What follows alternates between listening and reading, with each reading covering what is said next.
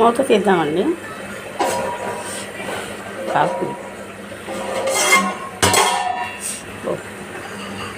చూడండి తెల్లుతుంది చేపల పులుసు. ఇప్పుడు మనం